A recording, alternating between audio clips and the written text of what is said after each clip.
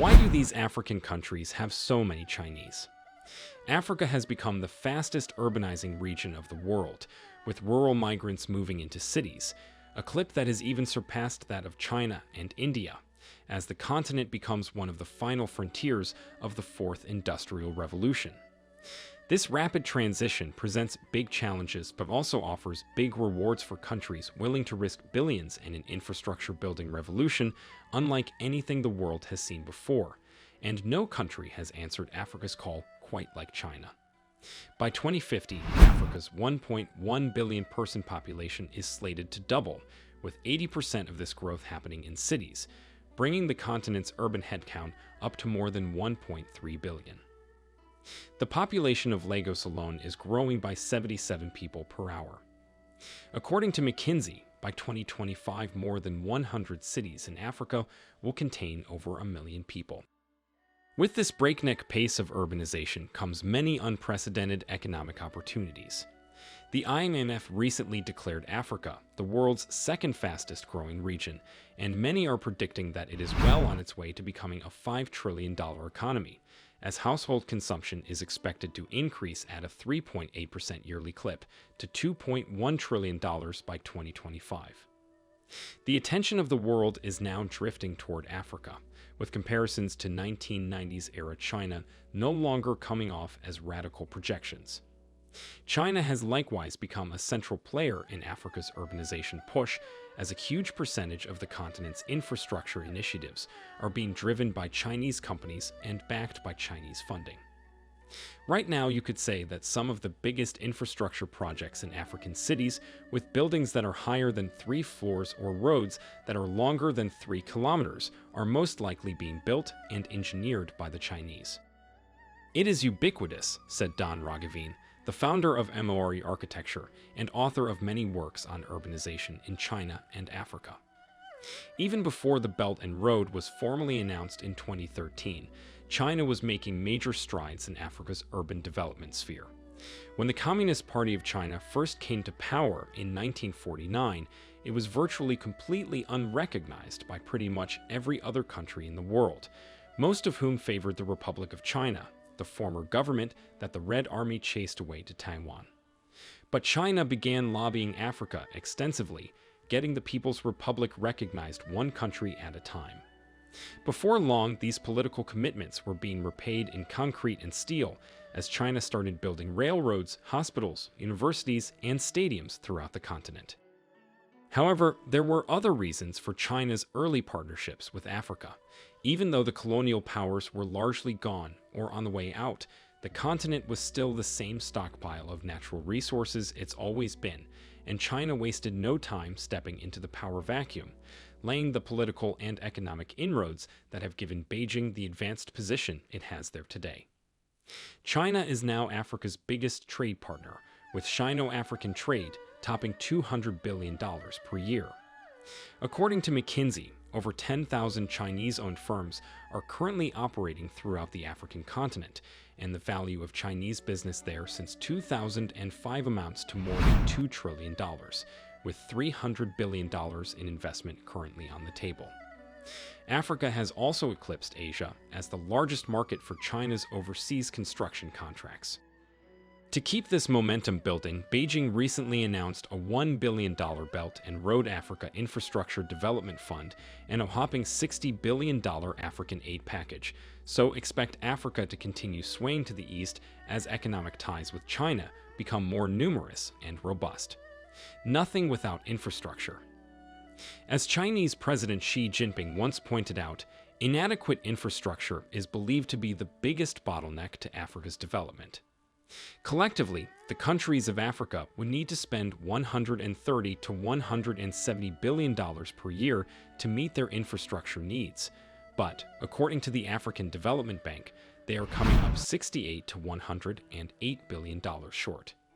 Closing Africa's infrastructure gap has been the obsession of multiple waves of colonists, and China is the next in line to reach into the heart of the continent with railroads, highways, and airports. Europeans built infrastructure in Africa at the turn of the century, purportedly also for local economic development, but in essence, the projects were used for natural resource extraction. The predecessor of both the Nairobi-Mombasa and Addis Ababa-Djibouti railways can be categorized as such. Both connect inland regions with mineral deposits with major ports on the Indian Ocean, wrote Chiakin Su on The Diplomat. Infrastructure is what Africa needs most, and infrastructure is what China is most equipped to provide.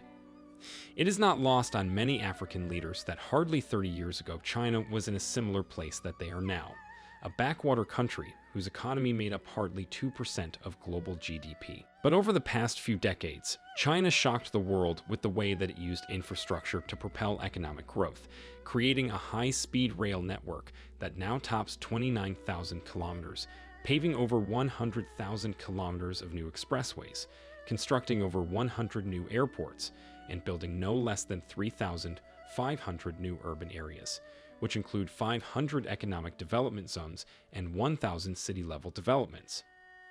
Over this period of time, China's GDP has grown more than tenfold, ranking number 2 in the world today. It is precisely this kind of infrastructure-induced economic growth that Africa is looking for right now, and many African leaders are looking to China to bring their experience to their countries. The central players in many of Africa's biggest ticket infrastructure projects, including the $12 billion coastal railway in Nigeria, the $4.5 billion Addis Ababa-Djibouti railway, and the $11 billion megaport and an economic zone at Bagamoyo, are being developed via Chinese partnerships. Since 2011, China has been the biggest player in Africa's infrastructure boom, claiming a 40% share that continues to rise. Meanwhile, the shares of other players are falling precipitously. Europe declined from 44% to 34%, while the presence of U.S. contractors fell from 24% to just 6.7%. The Chinese SOEs are really taking over the market of infrastructure projects in Africa. It's true to say that everywhere you go in East Africa, you see Chinese construction teams, said Zhengli Huang, a research associate at the University of Sheffield who has carried out extensive case studies on urbanization in Nairobi. The reasons for this ubiquitous presence are rather straightforward.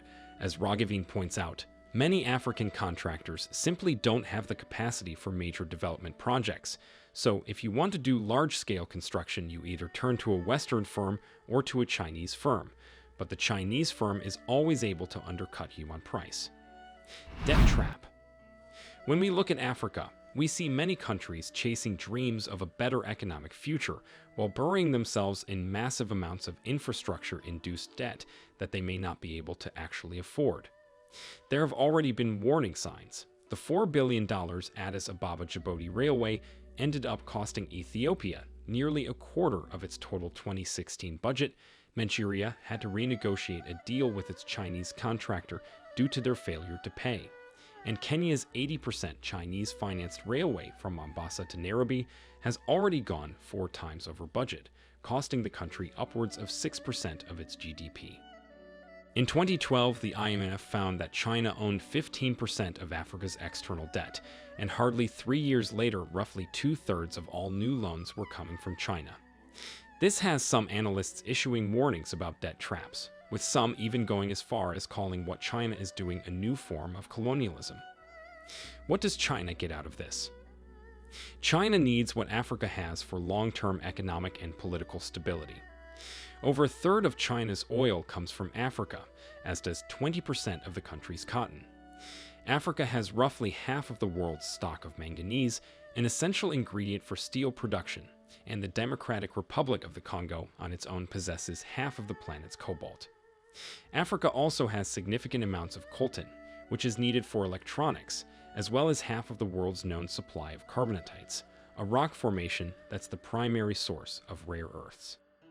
However, there is a common misconception that all Chinese projects in Africa have the backing of Beijing. More often than not, Chinese SOEs are operating in Africa on purely for-profit ventures that don't have the ambitions of their government in mind. However, it can be difficult to separate China's commercial intentions in Africa from the strategic, as, in many cases, the two inevitably overlap. The internationalization of Chinese construction firms and IT companies, as well as the building of infrastructure, to better extract and export African resources are key concerns for Beijing. So while the infrastructure being built on the ground may not necessarily be orchestrated by Beijing, it does ultimately play into China's broader geo-economic interests. So there you have it, guys. This is why African countries have a lot of Chinese. Do you think there are some more reasons we left out? Let us know in the comment section below. If you enjoyed this video, give it a thumbs up, and don't forget to leave a comment and share it with a friend. Also, hit that subscribe button.